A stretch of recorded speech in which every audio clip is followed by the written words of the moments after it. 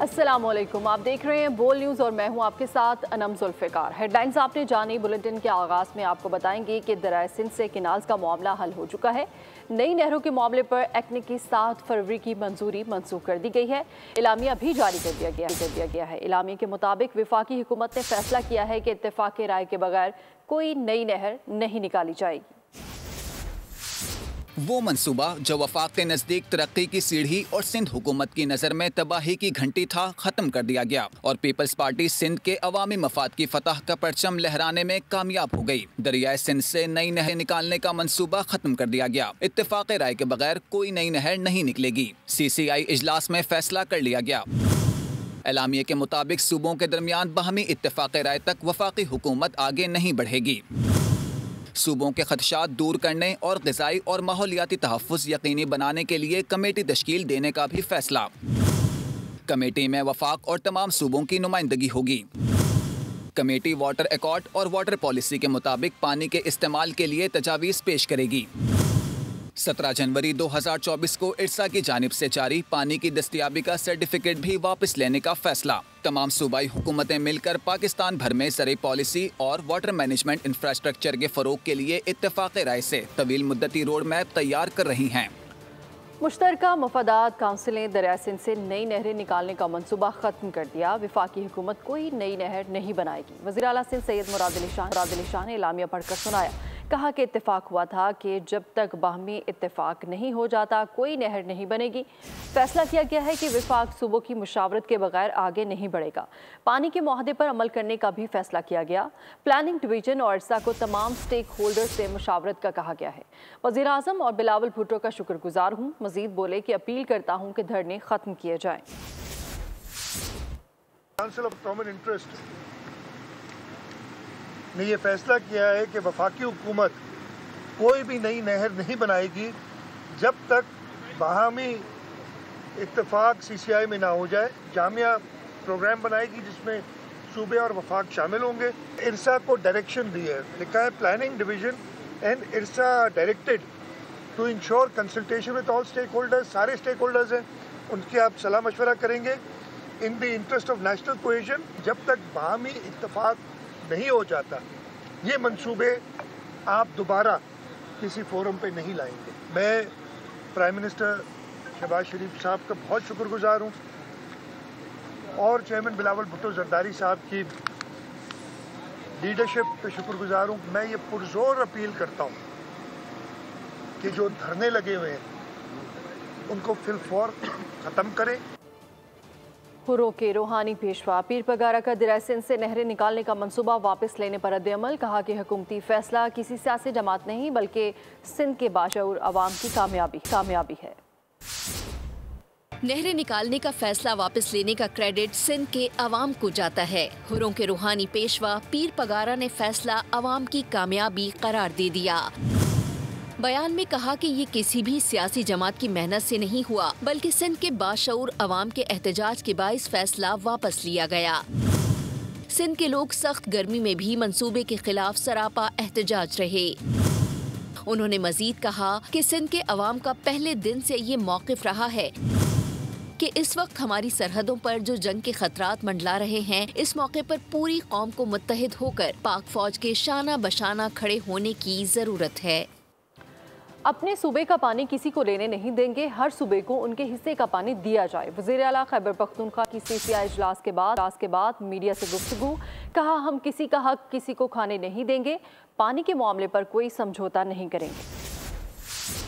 91 water record के मुताबिक हमारे सूबे का जो हक है वो प्रोटेक्टेड है और वो मिनट में भी आ जाएगा। हमारा जो हक है उसके मुताबिक हमें मिलेगा। एक नोटिफिकेशन किया था फेडरल गवर्नमेंट ने, उसको उन्होंने विड्रॉ कर दिया है।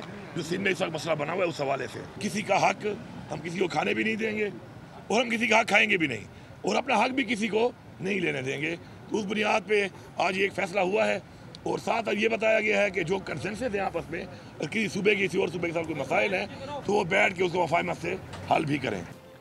सिंध के सीनियर वजीर शर्जील इनाम मेमन का मुश्तरका मफादात काउंसिल के इजलास में किनाल्स के फैसले का खैर मकदम। कहा, ये किसी की हार या जीत नहीं, ये पाकिस्तान की जीत है। ये आइन की बालादस्ती, कौमी यकजहती और इंसाफ के असूलों की फतह है।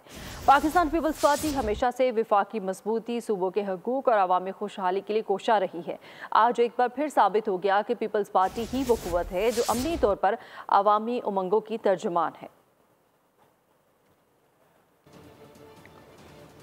और आगे बढ़ते हुए आपको बताएंगे कि कराची कयूमाबाद में फायरिंग से शहरी के जख्मी होने का वाकया। पुलिस ने मफरूर मुलजिम अजमल को गिरफ्तार कर लिया है। गिरफ्तार मुलजिम के कब्जे से असलहा, मोटरसाइकिल और नकदी भी बरामद हुई है। मुलजिम अजमल ने डकैती मुज़ाहमत पर इकबाल नामी शहरी को फायरिंग करके जख्मी किया था।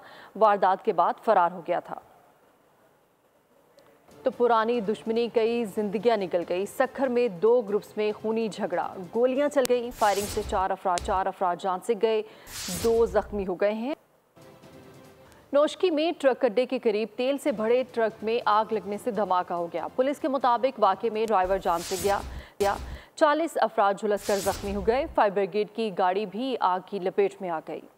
जरा सी गफलत संगीन हादसे का सबब बन गई। नौशकी में तेल से भरे ट्रक में आग लगने से खौफनाक धमाका हो गया। वाक़े में ड्राइवर लुक़मा अजल बन गया। 40 अफराद झुलसकर जख्मी। मुतादिद अफराद की हालत तशवीशनाक करार। जख्मियों में DSP, ASI समेत 4 पुलिस एहलकार भी शामिल हैं। पुलिस के मुताबिक अड्डे पर खड़े ट्रक में आग वेल्डिंग के दौरान लगी। ड्राइवर ट्रक को खुले मैदान में ले गया। फायर ब्रिगेड की गाड़ी भी आग की लपेट में आ गई। लोग आग बुझाने की कोशिशों में मसरूफ थे कि धमाका हो गया। पुलिस का कहना है कि ड्राइवर मुतासरा ट्रक को आगे ना ले जाता तो बड़ी तबाही होती। ट्रक अड्डे पर तेल की दर्जनों दुकानें मौजूद हैं जिनमें आग लग सकती थी।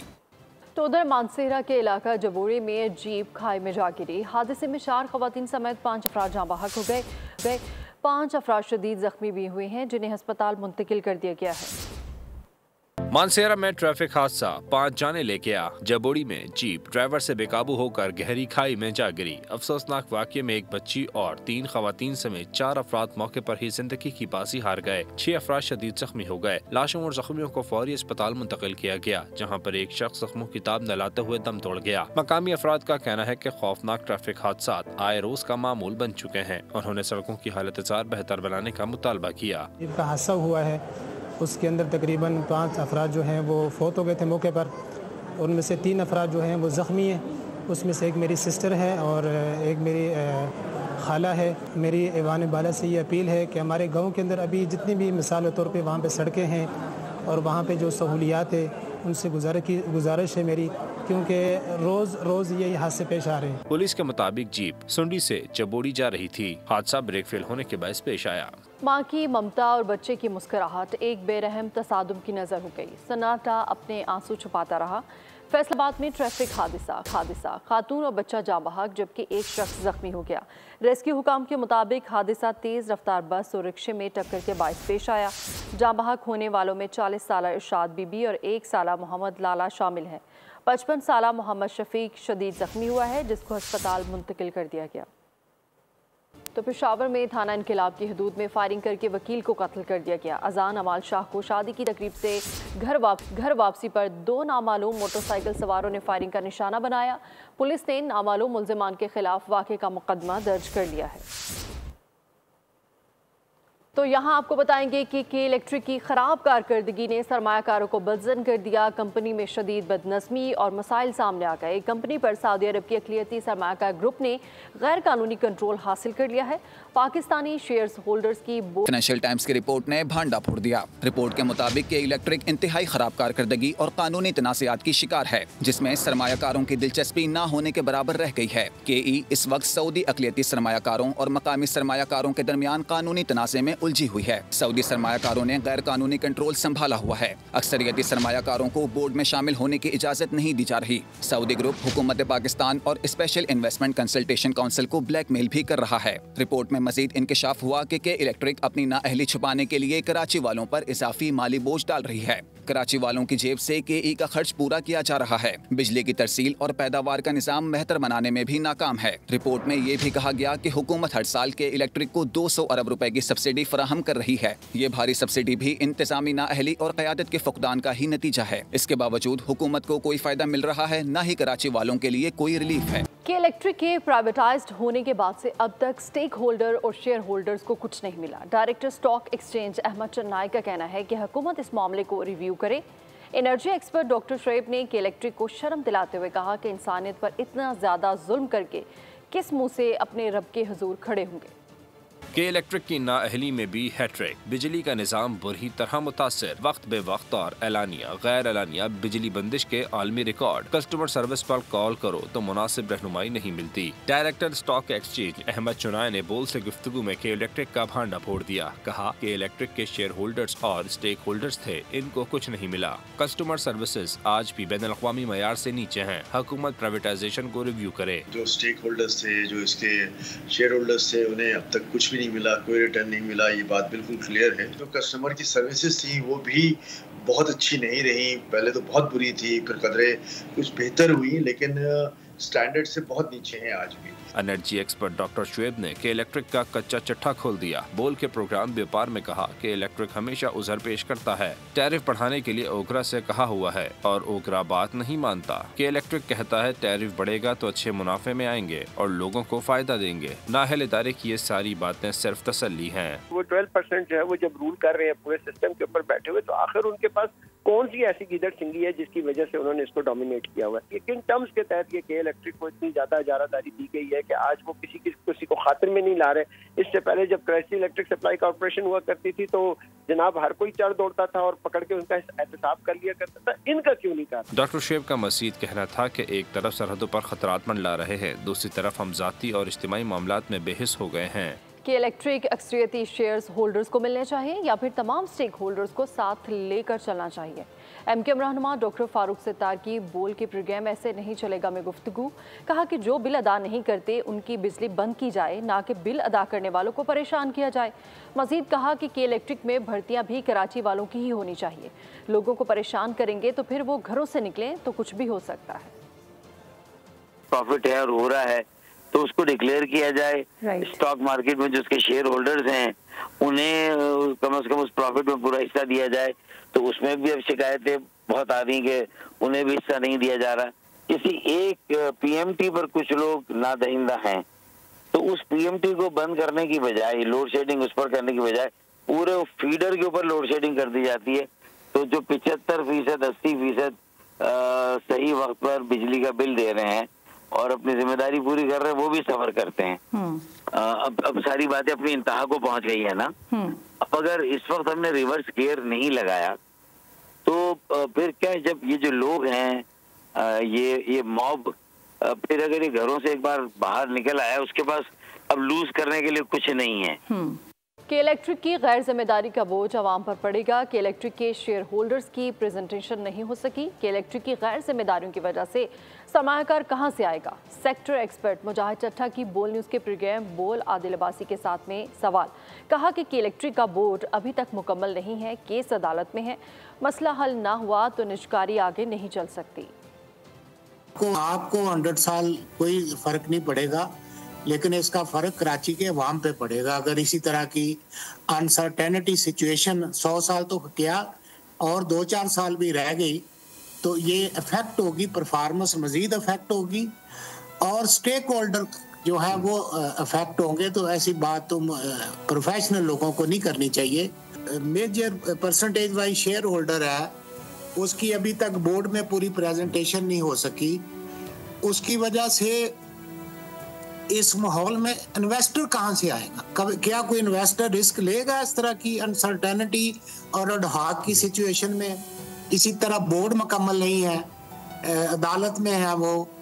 तो इसका जो बैड इफेक्ट आ रहा है वो के इलेक्ट्रिक की परफॉर्मेंस और इफेक्टी जो है वो कराची के अवाम है, ऑल कैटेगरी कंज्यूमर इसके इफेक्टी है। कराची में सर्दियों में भी 14-14 घंटे बिजली गायब रहती है। मीडिया जमात इस्लामी कराची मुन्नम जफर ने के इलेक्ट्रिक को नाअहल इदारा करार दे दिया। कहा कि सस्ती बिजली और लोड शेडिंग के खात्मे के वादे ख्वाब बन गए। के इलेक्ट्रिक ने नेपरा में 76 अरब रुपए सारिफिन से वसूल करने की दरख्वास्त दी है। के इलेक्ट्रिक का फॉरेंसिक ऑडिट किया जाए और बिजली की फराहमी NTDC के जरिए की जाए ताकि शहरियों को सस्ती बिजली मिल सके। इस वक्त भी सूरत हाल ये है, समझ लें आप 20-25 दिन हुए हैं, गर्मी की शिद्दत में इजाफा हुआ है, लेकिन सर्दियों में भी 12-12 घंटे 14-14 घंटे कराची में लाइट नहीं होती। इदारे की कारकर्दगी तो खुद जाहिर कर रही है, ये बात जाहिर कर रही है कि किस तरह कराची के लोग इस सारे मामलात में सफ़र कर रहे हैं। बात यह है कि के इलेक्ट्रिक की निष्कारी तो इसलिए की गई थी, लोड शेडिंग का खात्मा होगा, सस्ती बिजली लोगों को मुहैया होगी, लेकिन ना सस्ती बिजली मिली, ना लोड शेडिंग का खात्मा हुआ। तो जो बिजली सस्ती मुहैया की जाना थी, इसी तरह जो लोड शेडिंग का खात्मा होना था, वो सारा एक सुनहरा ख्वाब बनकर रह गया है। पिछले दिनों नेपरा में हेयरिंग हुई है, उस नेपरा की हेयरिंग में क्या किया गया के इलेक्ट्रिक ने राइट ऑफ क्लेम के नाम पर 76 अरब रुपए कराची के कंज्यूमर से वसूल करने के लिए नेपरा में दरख्वास्त दी। तो आपको बताएं कि कराची के शहरी के इलेक्ट्रिक पर बरस पड़े। कहते हैं कि भारी भरकम बिल्स तो भेजे जाते हैं, लेकिन बिजली की लोड शेडिंग कई घंटे तक की जाती है। कराची वाले बोल के माइक पर फट पड़े। मजीद उन्होंने क्या कहा, आइए आपको भी सुनवाते हैं। के इलेक्ट्रिक की इंतजामिया हमारा खून चूस रही है। बिल की सूरत में बिल हर महीने मेरे पास पड़े हुए, बिल भरता हूँ मैं, मेरे पास हर महीने का बिल पड़ा हुआ है। बिल लेते हैं वरना लाइट काट देते हैं, बिल नहीं दो तो बिल चाहिए उनको, लाइट दे ना दे वो हमें। सारी रात हो जाती है, रातों में लाइट नहीं होती है भैया। बस ऐसा दिल होता है इनको तो घरक कर दो, कोई यहाँ कहने वाला ही नहीं है, सुनने वाला ही नहीं है यहाँ पे। लोड शेडिंग तो ऐसी है कि बिल भरने के बावजूद ये पता नहीं कि हमें सिर्फ खैरात के अंदर मिल रही है ना। ये लोड शेडिंग 12 घंटे 14 घंटे रहती है। 10 हज़ार के बिल भेजते ये लोग, और बिजली 12 घंटा 16 घंटे जाती है। 12 हज़ार 20 हज़ार रुपये बिल पे करते हैं, उसके बाद भी सहूलत नहीं है। घर पे जाते हैं तो बिजली नहीं होती। जो ये प्राइवेट हो गई अब तो इन्होंने तो बस बदमाशी लगाई हुई है और कुछ भी नहीं है। हमारा आवाम का जीना हराम करा हुआ है। कि जनाब हमने 7 रुपये 61 पैसे कम किए, कोई नहीं, सब ये ढोंगे, कुछ भी नहीं है। अभी मेरे अपने जो घर के बिल आए कोई कमी नहीं है। पंजाब में VVIPs की सिक्योरिटी के लिए 5 लग्जरी गाड़ियां खरीदी जाएंगी। सूबाई काबीना से गाड़ियों की खरीदारी की मंजूरी के बाद टेंडर्स जारी कर दिया गया। 5 इंपोर्टेड लैंड क्रूजर प्रोडक्ट के लिए 40 करोड़ 72 लाख के फंड्स मुख्तस किए गए हैं। 2 इंपोर्टेड लैंड क्रूजर्स के लिए 24 करोड़, जबकि 3 लैंड क्रूजर्स प्राडो के लिए 22 करोड़ 70 लाख रुपए के फंड्स मुख्तस किए गए हैं। जैमर्स की इंस्टॉलेशन मुकम्मल करवा के गाड़ियां स्पेशल ब्रांच के हवाले की जाएंगी। तो आपको बताएं कि वज़ीर दिफा ख्वाजा आसिफ ने इंटरव्यू में दिए गए बयान की वजाहत कर दी है और कहा है कि बयान का गलत मतलब लिया जा रहा है। जंग के लिए 2-3 दिन अहम है, ये नहीं कहा कि जंग छिड़ जाएगी। दोनों ममालिक की सरहदों पर फौज खड़ी है, लिहाजा खतरा मौजूद है, हम ज़हनी तौर पर तैयार हैं। इंटरव्यू में ख्वाजा आसिफ ने क्या कहा और वजाहत में क्या कहा, आइए आपको सुनवाते हैं। मोदी हुकूमत की पॉलिसियां अवाम में बेचैनी और गुस्से का सबब बनने लगी। भारतीय गुलकारा नेहा सिंह राठौर ने वीडियो पैगाम में मोदी के खूब लत्ते लिए, कड़े सवालात उठा दिए। कहा कि मोदी जी, ये सारी दहशतगर्दी आप ही के दौर में क्यों होती है। भारत के किसान लीडर राकेश टिकैत ने भी मोदी का झूठा बयानिया मुस्तरद कर दिया। पहलगाम ड्रामा मोदी के गले पड़ गया। इंटेलिजेंस की नाकामी पर भारतीय अवाम चीख उठे। मोदी सरकार पर सख्त सवालात की बौछार कर दी। मोदी जी, ये दहशतगर्दी बीजेपी के दौर में ही क्यों होती है। भारतीय गुलकारा नेहा सिंह राठौर ने अहम सवाल उठाकर मोदी सरकार के ड्रामे का पर्दा चाक कर दिया। मोदी का नफरत अंगेज बयानिया मुस्तरद कर दिया गया। भारत के किसान लीडर राकेश टिकैत ने कश्मीरियों को बेगुनाह करार दिया। कहा कि चोर हमारे दरमियान ही है। बोले, देखा जाए कि इस वाक़ये से फायदा किसे पहुंचा। मोदी हुकूमत तनकीद पर सीख पा। बीजेपी को आईना दिखाने वाली भारतीय गुलकारा नेहा सिंह के खिलाफ मुकदमा दर्ज कर लिया। पहलगाम वाक़या मशकूक है, मोदी सरकार आवाम को बेवकूफ़ बना रही है। कांग्रेस के रुकन असेंबली विजय तिवारी ने अहम सवालात उठा दिए। कहा कि दहशतगर्द 200 किलोमीटर दूर अंदर घुस आए तो इंटेलिजेंस एजेंसीज क्या कर रही थी। क्या दहशतगर्दों के पास इतना वक्त होता है कि वो नाम और मजहब पूछते फिरे। भारत आलमी बरादरी में कशीदगी कम करने के बजाय पाकिस्तान के खिलाफ फौजी कार्रवाई का जवाब पैदा कर रहा है। अमरीकी जरीदे न्यूयॉर्क टाइम्स का इंकशाफ, भारत अंदरूनी खलफशार और सियासी दबाव से आलमी तवज्जो हटाने के लिए पाकिस्तान को जंग की धमकियां दे रहा है। पहलगाम में false flag operation, New York times ने भारतीय जंगी जुनून को बेनकाब कर दिया। न्यूयॉर्क टाइम्स ने बताया कि भारतीय वजीर आजम नरेंद्र मोदी ने इस वाक़े के बाद दर्जनों आलमी रहनुमाओं से राब्ता किया और पाकिस्तान के खिलाफ इक़दामात के लिए हिमायत तलब की। भारतीय वज़ारत ख़ारजा ने सिफारतकारों को पैगाम दिया कि पाकिस्तान दहशतगर्द ग्रुपों की पुष्ट पनाही कर रहा है। भारतीय सिफारतकारों और तजियाकारों के मुताबिक भारत को किसी फौजी इक़दाम से कबल दहशतगर्दाना हमले से मुताल्लिक़ मज़ीद मालूमात और शवाहिद इकट्ठा करने की जरूरत है। न्यूयॉर्क टाइम्स ने मजीद इंकशाफ किया कि भारतीय हुकूमत ने कश्मीरियों के खिलाफ क्रैकडाउन में शिद्दत पैदा कर दी है, जिसके नतीजे में इंसानी हुकूक की खिलाफ वर्जियाँ बढ़ी हैं। भारत में मुस्लिम मुखालिफ जज्बात में भी खतरनाक हद तक इजाफा हो गया, जबकि कश्मीरी तलबा को हरासा करने और तालीमी इदारों से निकालने के वाकयात भी रिपोर्ट हुए हैं। पहलगाम नाम निहाद वाक़े पर बोल न्यूज़ की हक और सच पर मबनी खरी रिपोर्टिंग पर भारत बिलबिला उठा। मोदी सरकार ने बोल न्यूज़ पर पाबंदी लगा दी। नई दिल्ली में मोदी सरकार की घबराहट एक बार फिर दुनिया के सामने आ गई। भारतीय वजारत दाखिला की सिफारिश पर बोल न्यूज़ समेत 16 पाकिस्तानी यूट्यूब और न्यूज़ चैनल्स पर पाबंदी आयद की गई है। हक और सच पर मबनी खरी रिपोर्टिंग पर भारत की बौखलाहट, बोल न्यूज़ पर पाबंदी लगा दी। मोदी सरकार ना शवाहिद दे सकी, ना सिक्योरिटी इदारों की नाकामी का जवाब दे सकी। उल्टा आईना दिखाने पर पाकिस्तानी मीडिया की सच्चाई का गला घोंटने लगी। भारत में बोल न्यूज़ के अलावा मजीद 16 पाकिस्तानी यूट्यूब चैनल्स पर भी पाबंदी आयद की गई। पाबंदी की जद में आने वाले इदारों में पाकिस्तान के मोतबर न्यूज़ चैनल्स भी शामिल हैं। मुबस्सिरीन के मुताबिक भारतीय हुकूमत की तरफ से पाकिस्तानी मीडिया पर पाबंदी आयद करना दरअसल अपनी नाकामियों और अंदरूनी तजादात को छुपाने की एक कोशिश है। भारत ना तो आलमी बरादरी को पहलगाम वाक़े के बारे में शफाफ शवाहिद फराहम कर सका, ना ही अपनी सिक्योरिटी इदारों की नाकामियों का जवाब दे सका। पाकिस्तानी मीडिया इदारे बैनुल-अक़वामी उसूलों के तहत खबरों की तरसील कर रहे हैं और भारतीय रियासती प्रोपेगंडे को बेनकाब कर रहे हैं, जिससे मोदी हुकूमत की बौखलाहट में इजाफा हुआ। पाकिस्तान और भारत के दरमियान जारी कशीदगी पर तुर्क सदर का बयान सामने आ गया। रजब तैयब एर्दोगान की पाक भारत कशीदगी में कमी लाने की अपील। कहा कि वज़ीर-ए-आज़म शहबाज शरीफ का तुर्किया का दौरा हसास वक्त में हुआ। शहबाज शरीफ का दौरा खित्ते की ताज़ा तरीन पेशरफ्त के फ्रेमवर्क में एक इंतहाई हसास वक्त में हुआ। हमने खुसूसी तौर पर तजारत और दिफाई सनत में कसीरुल-जोहती ताउन पर बात की और पाकिस्तानी अवाम के लिए अपनी भरपूर हिमायत का आदा किया। हम चाहते हैं कि पाकिस्तान और भारत के दरमियान बढ़ती हुई कशीदगी में जल्द अज जल्द कमी आए। पाक भारत जारी कशीदगी, भारत नफरत की आग में इंसानियत भी भूल गया। इलाज के लिए भारत जाने वाले नौजवान को इलाज कराए बगैर ही वापस भेज दिया, जबकि बच्चे की मां को भारतीय हुकूमत ने रोक लिया। खुरम गुलजार की रिपोर्ट देखिए। पहलगाम फॉल्स फ्लैग के बाद भारत को पाकिस्तानी जवाब का सिलसिला जारी है। सदर bishop church of Pakistan doctor Azad Marshall का भारत को करारा जवाब। कहा कि मोदी, तुम्हारी खोखली धमकियों से हम डरने वाले नहीं। पाकिस्तान की मसीह कम्युनिटी हमेशा की तरह हुकूमत और मुसल्लह अफवाज के शाना बशाना खड़ी है। खेल के मैदान से खबर देंगे आपको। PSL 10 में आज मुल्तान सुल्तान्स और कोयटा ग्लैडिएटर्स लाहौर में मद्दे मुकाबिल होंगे। इवेंट के पॉइंट्स टेबल पर इस्लामाबाद यूनाइटेड 10 पॉइंट्स के साथ टॉप पोजीशन पर है, जबकि बेहतर नेट रन रेट की वजह से दूसरे नंबर पर मौजूद लाहौर कलंदर्स के 6 मैचेस से 6 पॉइंट्स है। 6 पॉइंट्स के साथ कोयटा ग्लैडिएटर्स की तीसरी और कराची किंग्स की चौथी पोजीशन है।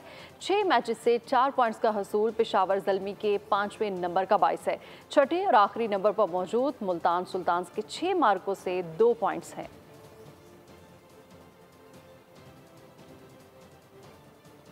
कराची किंग्स से यकम मई को शेड्यूल्ड मैच की मुल्तान से लाहौर मुंतकली पर मुल्तान सुल्तान्स की इंतजामिया ने सख्त नाराज़गी का इजहार किया है। ज़रा के मुताबिक PCB ने मुल्तान सुल्तान से मुशावरत किए बगैर यकम मई को कराची किंग्स के खिलाफ मैच लाहौर मुंतकिल करने का फैसला किया। ज़रा ने बताया कि सुल्तान्स के भी PSL सीज़न 10 के बाकी तीनों होम मैचेस मुल्तान में खेले जाने थे, मगर अब एक मैच की लाहौर मुंतकिली का फैसला बिल्कुल गैर मुनसिफाना है। ज़राए ने फ्रेंचाइज के हवाले से दावा किया कि ये फैसला टीम की प्ले ऑफ में जगह बनाने की कोशिशों के लिए नुकसानदेह हो सकता है।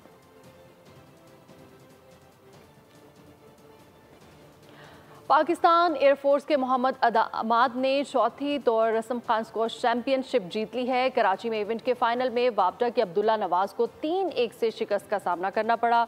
जूनियर इवेंट के फाइनल में फजल रहमान ने तहूर के खिलाफ फतह समेटी। गर्ल्स इवेंट के टाइटल मुकाबले में निमरा बतूल ने सुमैरा शाहिद को आउट क्लास किया। साबिक आलमी चैंपियन जहांगीर खान और दीगर ने इनामात तकसीम किए।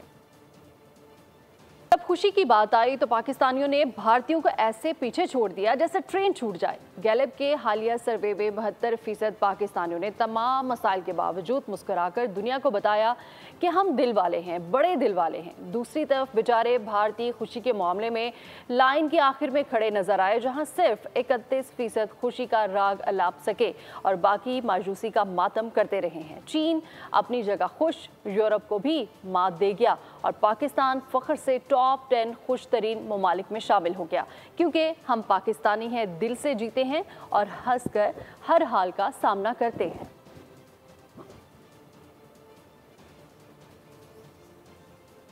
और जख्मी सिपाही की बका की जंग, जुर्रत और बहादुरी की दास्तान, एक्शन से भरपूर मूवी 1780 का ट्रेलर जारी कर दिया गया है। फिल्म रवां साल रिलीज की जाएगी। इसी के साथ ही न्यूज़ स्टूडियो से फिल वक्त इतना ही। मजीद खबरों और अपडेट्स के लिए विजिट कीजिए हमारी वेबसाइट bolnews.com और देखते रहिए बोल।